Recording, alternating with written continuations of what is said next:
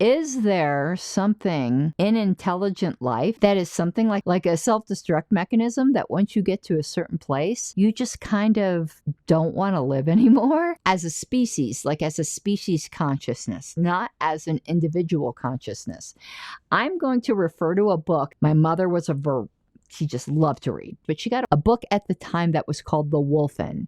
It was really popular.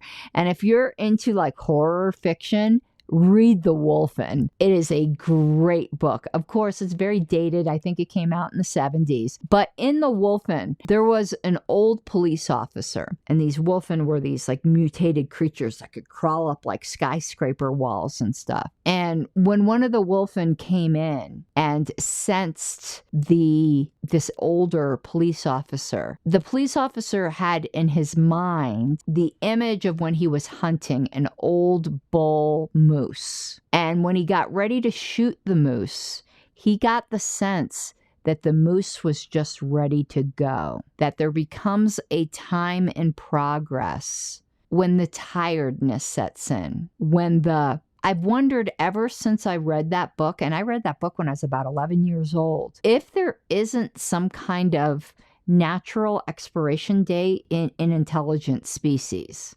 And it doesn't mean any individual person. It's just something that happens amongst the species. Is there an expiration date? I know it's kind of a heavy thing to think about, but any of you who've read The Wolf, and you might remember that scene. It obviously had an impression upon me that I'm remembering it well over 40 years later, probably. It's probably been about that long.